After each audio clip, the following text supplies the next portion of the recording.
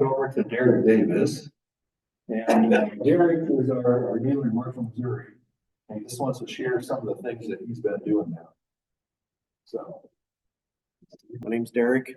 I'm here with my wife and a couple of our teammates here back from Central Missouri. I'm a fifth generation farmer. That's kind of my roots. Starting right out of high school and through college, we started an excavation business to help support our hobby of farming. And we continue to do that up until a year ago. And so 28 years in the field tile business. And so we got to see a lot of dirt that way, and it helped pay the farming habit. But alongside of that, we opened River Valley Ag Exchange there in Marshall. River Valley Ag Exchange is an organic and non-GMO elevator. We focus a lot on that grain, but we also focus very heavily in fertility and biologicals. So I'm going to go ahead and get my disclaimers out of the way right now. Number one, I'm not here to promote anything. I'm not even going to mention product names, okay? Number two, I may step on some toes, so I'm going to apologize up front. Number three, my family went broke as a product of the 80s, and I'm determined not to do that, and so I push a lot of rules. I get outside the box a lot, and I question everything, okay? I'm not anti-fertilizer. I'm not anti a lot of things like that. I am anti-spending money when you don't need to. Okay, I like looking at this. Here we go. Guys, at River Valley, we coined the term farm different. I never could figure out as a kid, all of the fertilizer bug, you got to see these little spots of fertilizer out there, and how in the world that little pebble, little piece of fertilizer is going to make that, of course, back in 150 bushel corn, right? But how'd that work? I just questioned, how did that actually get in there? And it didn't make sense, right? And so that's the question of those things. I'm not really good at following PowerPoint, so but these are good points. We had to think different. What we started doing, we were fortunate enough about 12 years ago to get introduced to agri-energy. So that is our basis, okay? We do handle agri-energy products, okay? We handle other products. We have an unbelievable amount of knowledge in this room, whether it's teammates of agri-energy or it's the dealer, probably just as much from the dealers. And that's what I love about a meeting like this, because I was at a regen meeting yesterday.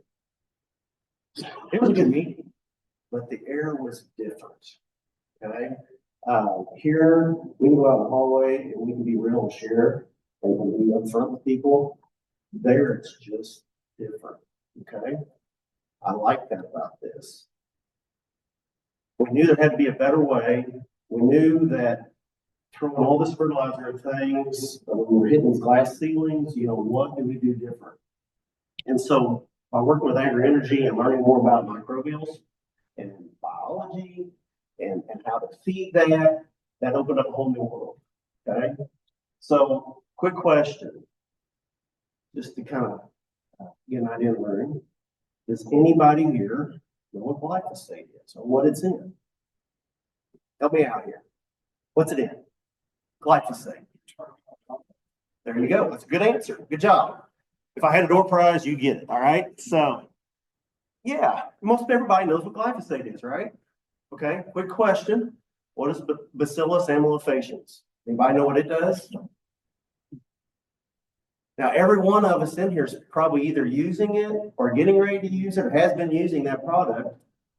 I know a couple of you know what it is, but I will tell you, it does several things, but one of those things it does is help solubilize nutrients, phosphorus, potassium, okay? So we can either buy it or we can introduce these little guys and let them do the work for us. Another question. In every acre of soil, this pretty much is throughout the Midwest and most of the country as far as I've learned. By the way, I'm not an agronomist guy. I'm just going to be sharing with you things we've learned, okay? How many pounds of phosphorus are in every acre of soil right now? They're just not available to your plant. Does anybody know? Does anybody know? You're close. That's in corn stubble or in residue.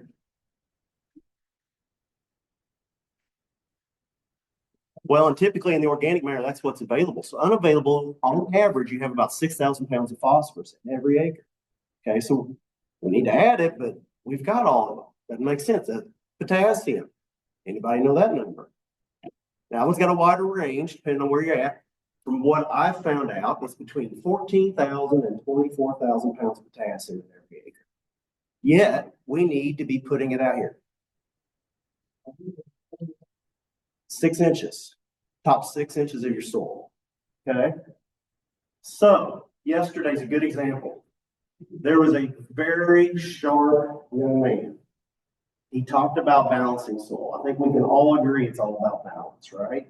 Sometimes we just simply throw too much of one thing out there and we got things out of whack. We've got to get things balanced. He was from Eastern Missouri. He's well followed, excellent information, but I choked. Watching his whole presentation, I choked. He talked about a farm that they had gotten across from their place and how they had fertilized it different since 2019. And he had where he had done no fertilizer and then a 1-year build. We've all heard about, let me back up just a second. When you're sitting down with co-op, now keep in mind, I'm going to be talking organic and conventional. Obviously at co-op, I'm talking more conventional. What do they usually discuss? Well, we had a good crop, so we need to think about, replacing some of that or a build program. We've all heard that. How much you remove each year, right? Okay. We're going to question all that. I'm a Missouri guy. It's a show me state. Everything I'm going to show you here has been documented and followed the whole path. I'm going to show you that here in a second. So he gets up and he says, hey, I had a plot. I threw the whole program, an 8-year build at one time. I did the math back here this morning because I was thinking about what he said yesterday. His program was 400, 650, 400P, 650 potassium, 40 sulfur, and 10 zinc. I used today's prices. I called my fertilizer guy back home today or texted him. It was $598 in today's prices, okay, to get that where it's at. He had his soil test for 2019 to 2020. Now, of those 4 nutrients, and we put 3 of them up there, so I'm guessing one of them he probably didn't move enough to put up there.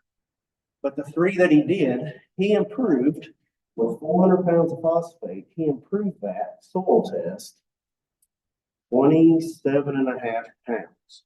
Okay, not parts per million pounds. I'm sorry, 38 pounds. Because I remember thinking it was just under 10%. Beck's PFR will tell you 10% of the phosphate you put out there, you get the first year. Now you get the rest of it, but on average it's 1% a year. So you got 80, 90 years to get the rest of it. Okay? It's not efficient, guys. So Ken Ferry put out a deal January 9th. Once again, a very sharp individual. But he said to replace nutrients for 250 bushel corn crop, I added it all up, it was approximately $700 to do that. Now you can do that over years, but the math don't math, guys. So yes, we do question things.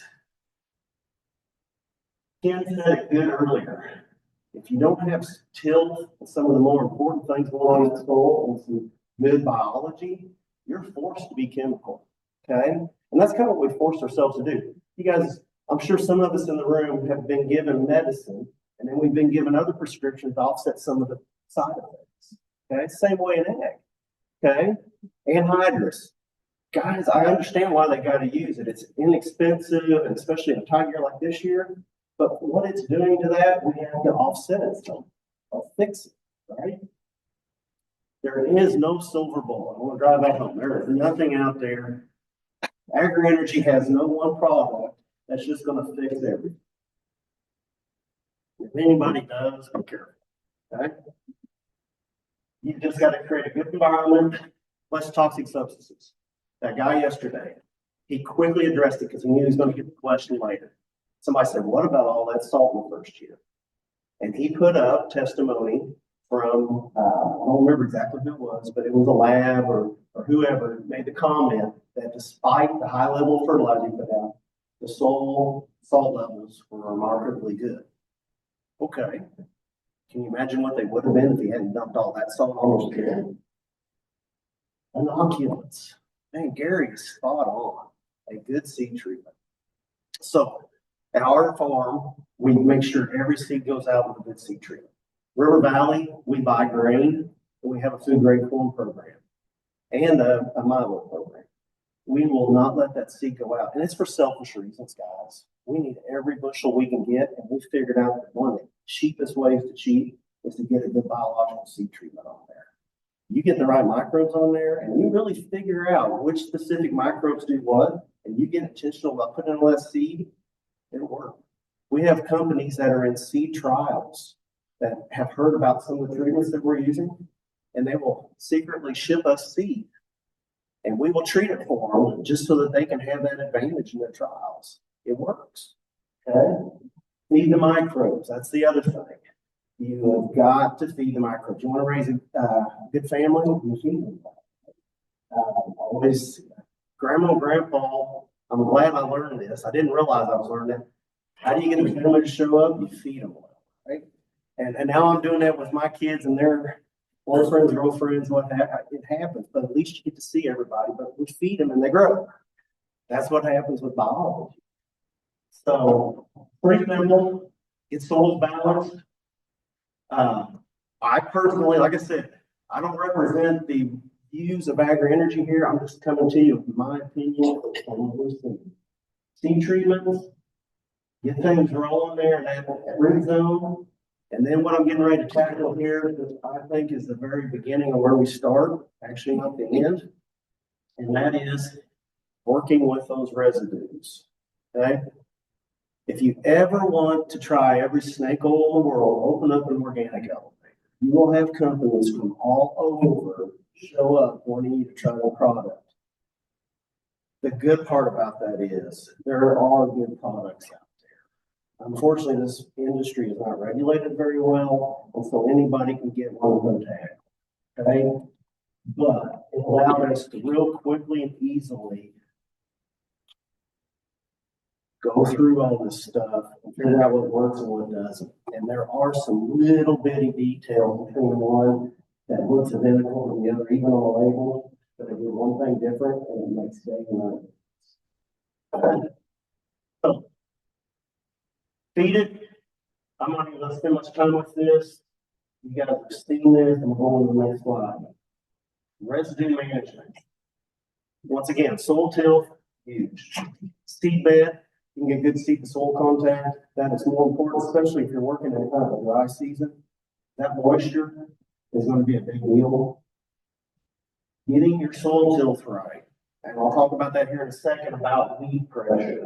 If I forget, somebody remind me because I want to make sure I talk about that later in a few slides. If we can get this stuff recycled. So, talking about this the other day, I looked it up. It was on the Ed Sullivan show. There was a guy on there, Eric Brand or something. But he got on there and he spit on those plates. You know, he had those poles and those plates, plates and pots, everything was spinning. This residue decomposition is like that. We want to speed that thing up like it's never been sped up before. Because we can do some cool things. And I'm getting ready to show that to you. So, here we go. Start now. Kind of like it's similar to what that banner says there, but in a 220 bushel corn residue or corn stover, that is roughly the nutrients that are in each ton. Okay. I'm sorry, each acre. Ken, is that correct? Each acre? Great. Okay. I think I might have stolen this one from you, so you gotta help me out. 100 units of nitrogen, 33 phos, 242 potassium. More importantly, though, or as important, when we talk about calcium, look at the calcium and sulfur. Okay, mag. Even though mag we fight because it's higher soils, it's still a necessary nutrient in that plant. Okay, that's important. Okay, here goes first story. So I get to work with a lot of different growers. When we started River Valley, we were 90% organic, 10% conventional-ish. Now, today, we're 95% conventional, 5% organic. Yes, we have a few less organic guys in our area than we have a few more importantly, we're just simply out there able to work with a lot more conventional guys. Okay? This is an example of a typical Midwest farm, anhydrous, corn soy rotation. This is on a pretty high performing soil in our area. Okay. November of 23, this gentleman, I think simply because he sits behind me in church, agreed to try 50 acres. Okay. I didn't even ask. I think he just felt well to do it. And he did it. He never talked about it, never nothing, but I drive by and look at it. As you can see, obvious differences. A year later, I took these pictures in November of this year, after he had pulled off a good soybean crop. He had applied it to corn stalks and before. Okay, so we had to do this with one gallon in a soybean crop. I'm going to assume it was at least 70%. There you go. Like I said, we document everything. What I want to point out here, it's kind of hard to tell in this picture. Here you can just see the soil. What we're looking for is that right there. That is the mold and or beneficial fungi. See it everywhere? That's what we're looking for. And then here's the next one. It's pretty cool. I'm in a valley. I look left and take this picture of the untreated, and I look right and take that one. The soil darkened considerably more than here. Obviously, you can tell the residues recycled. But guys, that all looks great, right? It don't, what's the matter if you can't take it to the bank? Here is his soil test, before and after. Now, I will admit, this is higher than we normally do in 1 year on the organic matter, but it's not uncommon to see this. We went from this to that. Look at his phosphorus level before. Look at it there. His potassium levels, his pH increased. Wait a minute, what? Look at those differences. Okay. Hey, I want to point out the zinc real quick. 1.3 to 3.2. That guy yesterday, he was excited in 1 year. He took it from 4 parts per million to 6 parts per million on his zinc. Okay. I mean, that's much lower than that. He spent $25 doing it.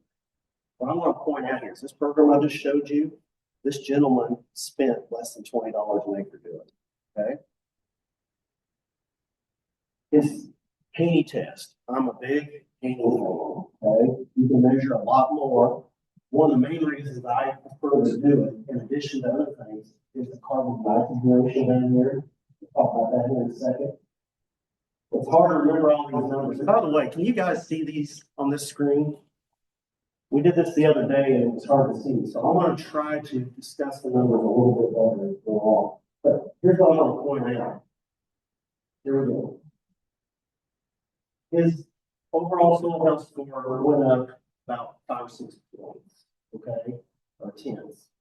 This was a 1 point something. It went to a 5.61. That's orthophosphate, water soluble. Okay, his CO2 burst went up.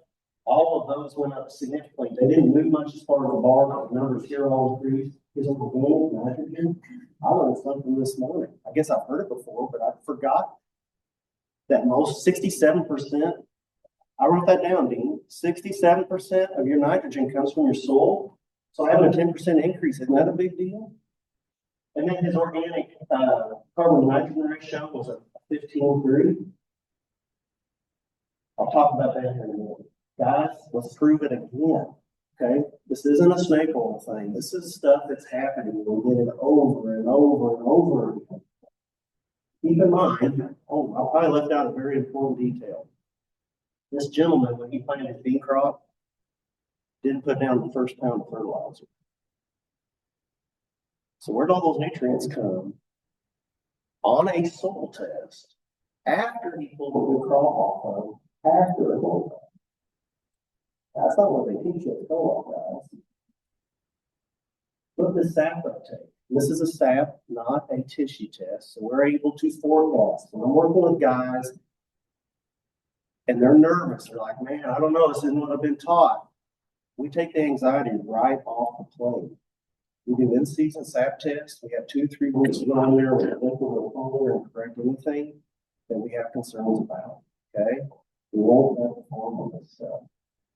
It's hard to see this number, but I'll just tell you, that's a 6180, and that's a 65 something. So we went up 8% maybe in phosphorus, and there was none added. Potassium 2.7 to 3.5, so is that a 25% increase? No fertilizer added? How'd that happen, right? That's from that same bean crop I was telling you about.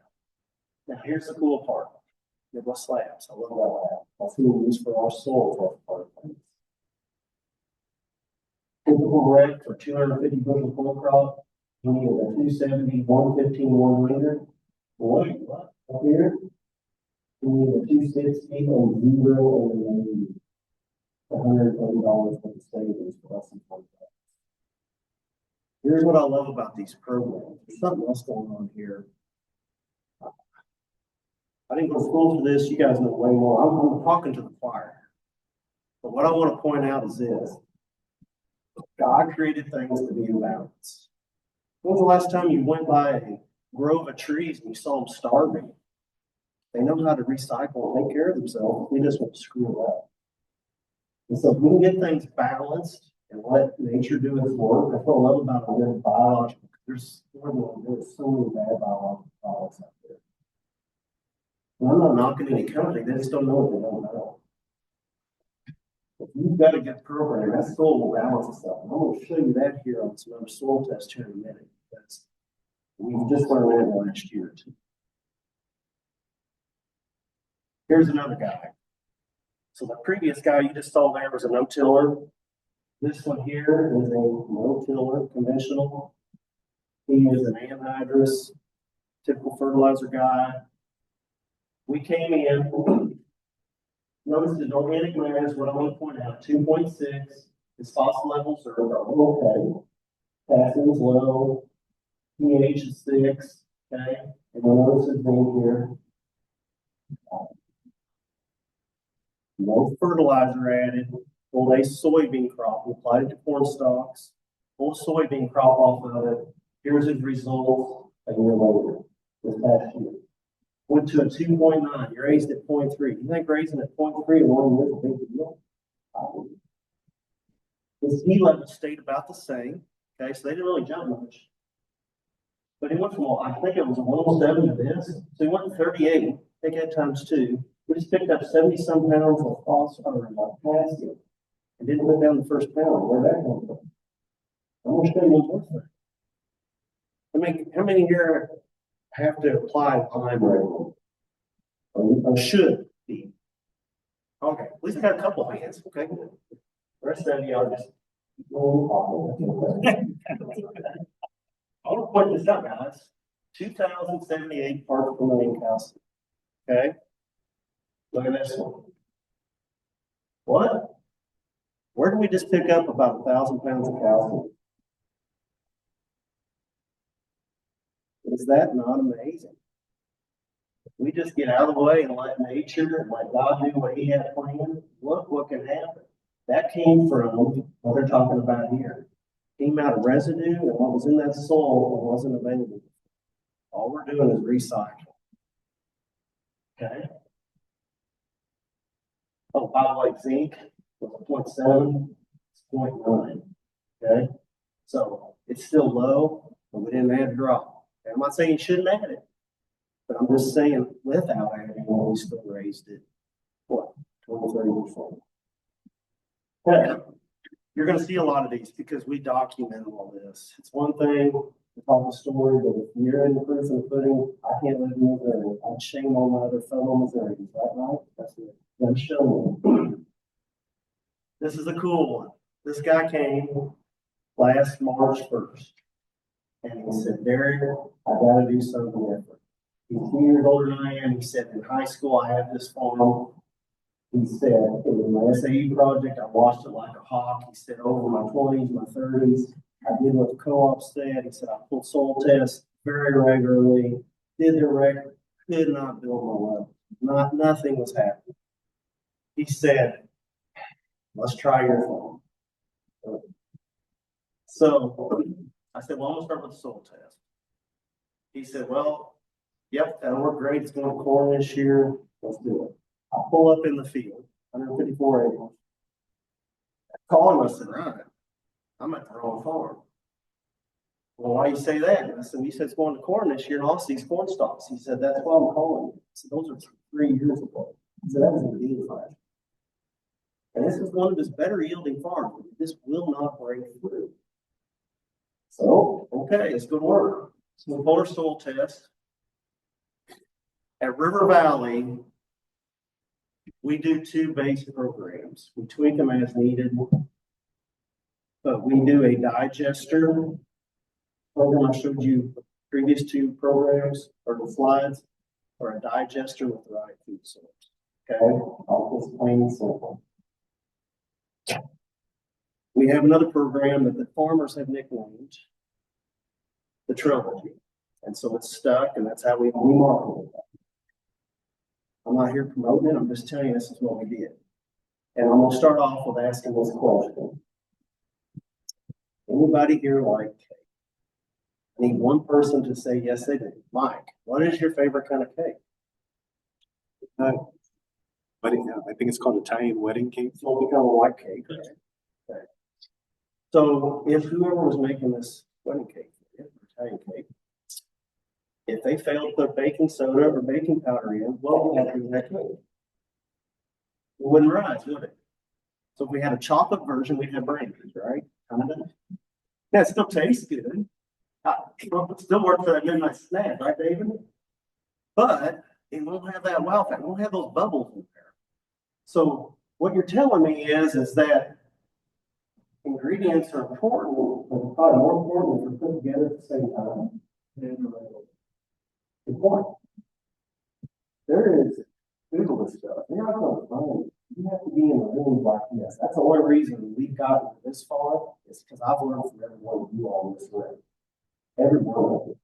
I come here and I soak this up because if we can take this and help other farmers, man, that's how it works. I didn't do this on my own. But what we figured is if we put that third component, and I'll tell you what that third component is as far as a generality. We added a humate that has biology, live biology. And when we figured out, we've been using these separately for years. What we figured out is when we put them all together in the tank at one time, something amazing happens. Here's what happened. So, this Gibbon farm here is this 154 acre farm that we decided to end shop. And we went in there on April 10th and we tried our trilogy program, if you will. Digester, food source, humate, biology. Okay? We put that together. I will tell you, we charge for that program, a farmer, we charge them approximately $55 a month. Okay? About 5 gallon product in it. That's what we charge. Here's what happened. We went in there and bought 40 tons of urea the day before we planted and incorporated it with the vertical field or field contact. We planted this corn the next day. Keep in mind, he's been over 200, couldn't get past that. Right next door, we had the unique opportunity of having his landlord's farm, but you want to try this crazy snake stuff. That's fine. And he continued with his 180 units of anhydrous and his full dry program. That full dry program was his 80-80-53. That was $108 for that grower last year. Okay. And then his next farm was about 3 fields down the gravel road where he did a blend of the 2 programs. He did a 40-80-80-53. Now, I didn't even think the full sap test from the anhydrous parts. I don't have that, but what I do have is this. I want to point out, and I know you guys can't see it, but I'll have to translate it for you. But these numbers here are extremely similar. Okay, this is a 0.42 and 0.5, where he had a full dry program. This 0.42 is where he had no fertilizer added at all. No. Okay, and these are sap tests. Full right at the 6.8. So it's going No, look at this. Last year, where he had all that fertilizer, $100 and some with fertilizer put down, 4.04, I believe that is. But where he had none put down, 4.55. So I have a little trouble believing about the efficiencies of fertilizer, right? And we look at all these numbers, you get the idea. Soil tests, proofs in the pudding. Now, what I need you guys to do here is average. I will tell you why. This 154 acre field used to be split by a fence row. He was just curious if there was any difference between one side and the other. Been farmed together for a long time, but we split them up for it. So you really need to average these for what we're doing. But you'll see very low single digit P1s and 2s. I would say roughly that's a 6, that's a 9 or 10, so a 7, maybe an 8 average there. And then roughly a 90 on your potassium. Okay. Base saturation, let's jump over a little bit, too. And then calcium, somewhere around, I'm going to call it 1600. Okay, guys want to see something? There you go. He's had an 8 to 10. It may have improved a little, it moved much on the falls. But here's what I did for that. We'll do your relay. And we pulled off a corn crop. And we'll think about that here in a second. So it didn't make you look. Didn't bring down. No, we maintained and still pulled a good crop off. His potassium level was 90. We're at 147. Okay. 1600 on urine test. Now we're at 1900 on calcium. No lime added. How'd that happen? So I get this call from him. And it's kind of a little bit of a notice call. It's Tuesday in October. I'm kind of leave actually. So there, I just want to let you know I got the corn out. So how'd it go? He said, good. He's not really a man of a lot of words. And I said, well, give me a little bit more than that. And he said, well, it's the best I've ever raised on that farm. I said, well, Flint County set some records. We have to hear. He goes, no, you don't get it. So, okay, tell me why I don't get it. He said, well, that farm, by the way, made 204. So we only broke 200. But he said, they have the farm next to it that had the full anhydrous strike program, and now you the farm on the road that had the blue. He said it was my best farm I had. There's something else I need to drive home. Having Mike doing several, a couple, 3 different farms, and the field at one point, we were with this.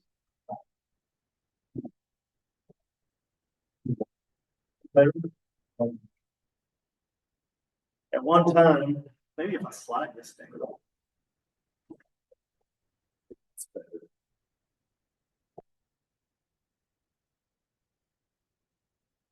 I'll go with my hands here in a minute, so I can't hold it.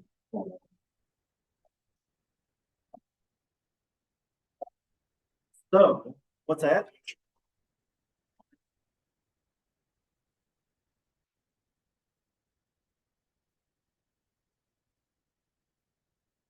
No paid actors here, so. When we went over and looked at the 2 fields, I was curious. And I must admit, when I walked over, my opinion was, when I saw that anhydrous corn crop, I actually thought, it may outdo the other. That was my gut feeling. It just seemed to be have a little more size to it. Obviously, the plant was darker green. There was a darker green, I'll admit that. But here's what we saw. On the field that didn't have the anhydrous, it had a biological program. It had wormholes you can see very easily everywhere. Number 2, we had a beautiful root mass underneath that plant. Building doesn't matter. You can't build a skyscraper unless you get a good foundation. So wormholes. And so we have wormholes. That ground noticeably was softer to walk on. We walk next door where the anhydrous is. The very first thing we noticed, which we thought was just in the end rows, was that there was significantly more weeds, and most of it was watered in. So we went on in further to get out of the end rows, and it didn't change much. There was a lot more weeds. You look around, and you could find a wormhole, but you had to look around for a while. So, that third component on the program that we use there, we are naturally improving soil skills. Things like a firm, moist seedbed. We make the food guys. And now, the cool part was, is I got a handful of naysayers in the area, but they all drove by. I dropped in one day on a cold call and said, "Hey, sir, he would already know who you are. I didn't know him." I said, "By the way, what'd you do that field over? I saw your son." He said, "That thing's green and nobody else's is." This was in August. So I'll issue the law a little bit. He's still not convinced, but he had to drive by it every day.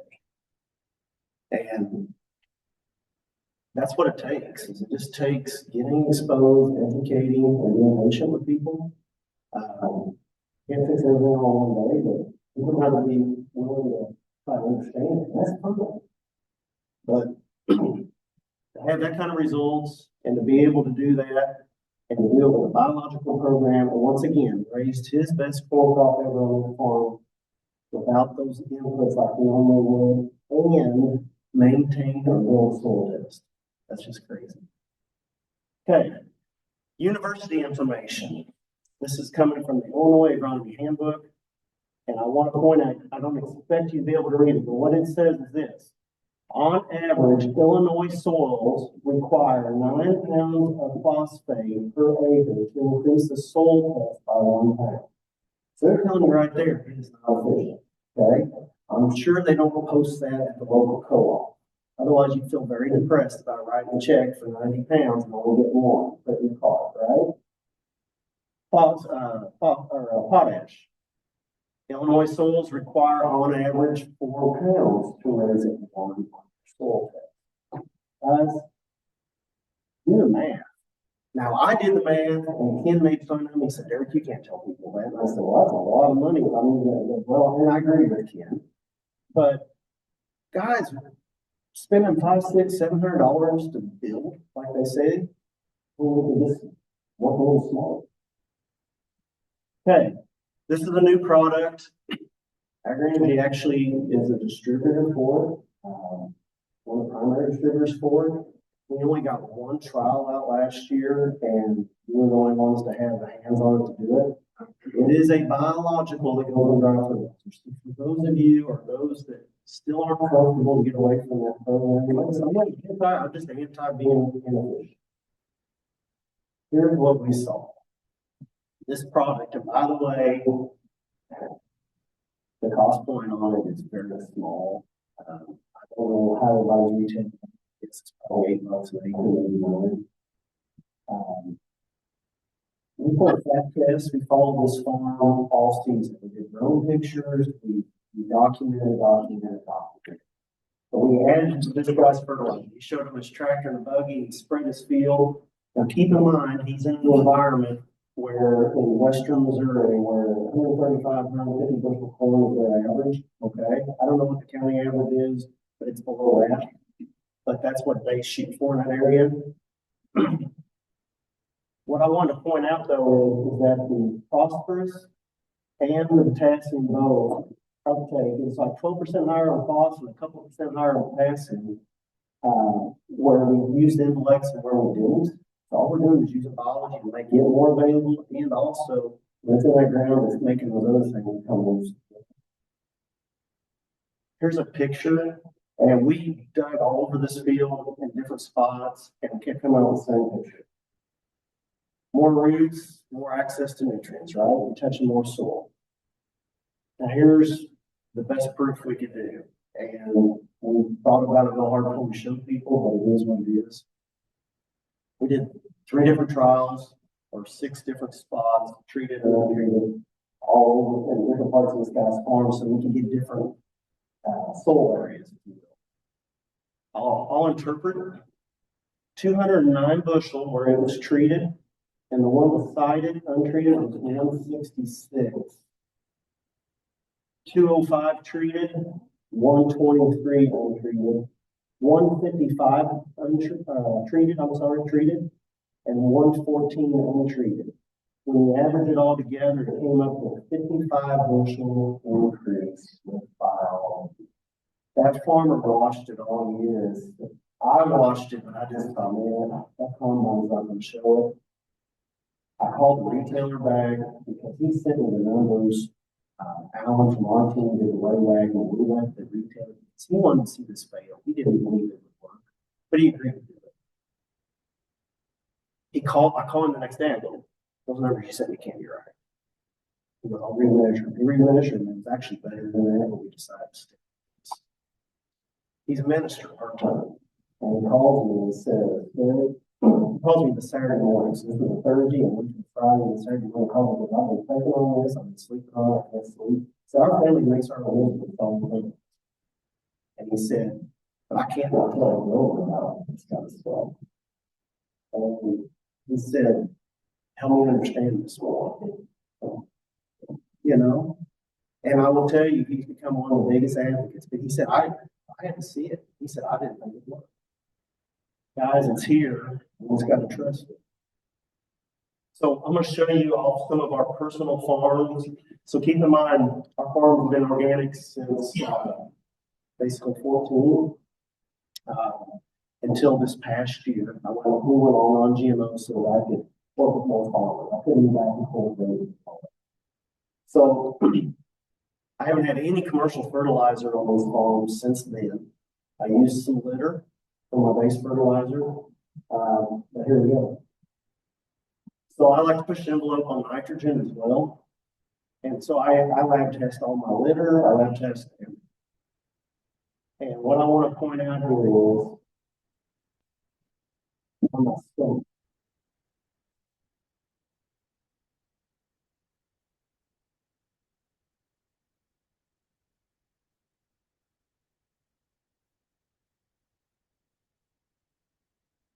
So the top one shows the 46 pounds of nitrogen program that we use on our farm. What I want to point out is this first back test, the yellow means in excess at 5.07%. Okay. Another farm that we did that was at 36 pounds was at 4.18. I'm still getting the green, but it didn't go down. And actually started 46 to 36. And you see a trend.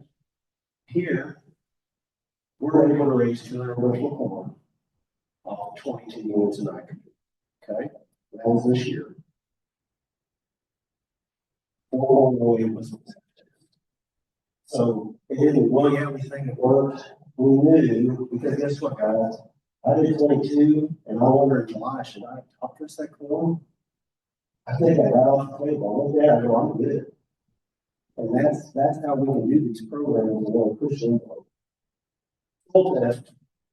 So I color coded them so that you can better see how these work as far as comparing them. And I know you can't see the numbers, but I will tell you, all three of these farms were in corn stalks in 23, beans in 24, and raising good. Very good soybean crop off this year, and we added 0 inputs, including lime. Here's what we did. And then you see that T1 to 2.6. Phosphorus levels of 25 and 35 to 31 and 55. Now, potassium went backwards 4 parts per million on air. That's what they about to say, kind of right in there. This red one. Now, organic matter actually went backwards 3/10 there. Not sure why. I'm sure it's just how it was tested or having a whole sample, maybe I don't know. But phosphorus maintained, may have gone up slightly. But look at our potash, 88 to 132 after pouring a good soybean crop off. And then check this out. 1,800 parts per million to 2290. Just under 1,000 pounds of calcium. That's pretty impressive. The green part here, that falls, organic matter stayed the same. The phos levels, stay about the same. Potash, 140 to 145.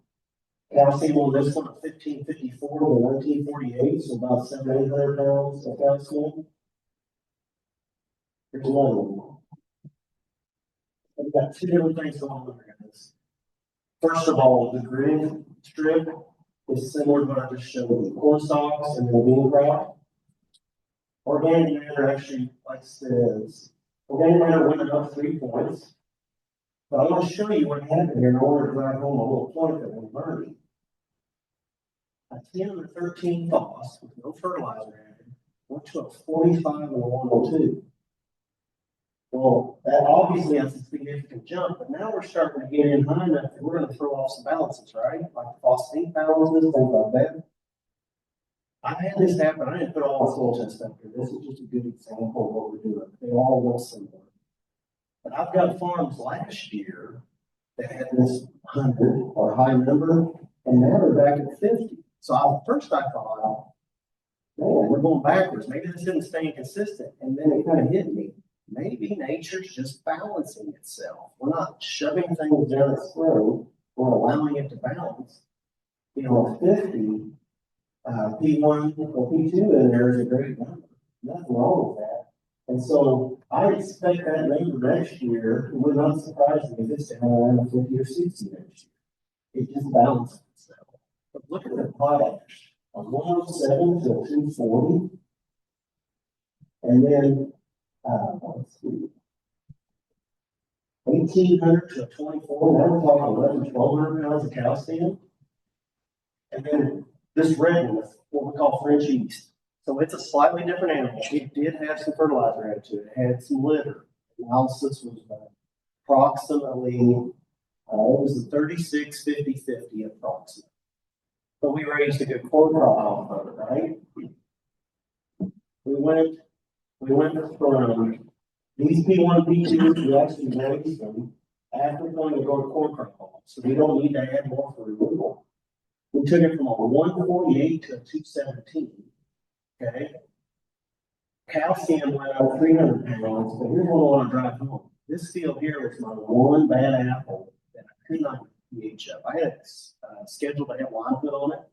It usually runs between a 5.7 and a 5.9. I test every year. It went from a 5.7 to a 6.3, and I didn't have the first drop of line to it. So I think I've shown enough examples there. That's what we're doing. As a side note, what we've learned is that this works just as well with grass. What I'll show you here is that basically the trilogy program. And I'll show you a couple pictures.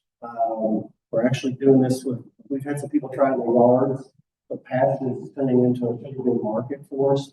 And we're simply giving them the tonnage, and we're starting to give them the tonnage and the extra grazing days, or we're not having to fertilize or as much.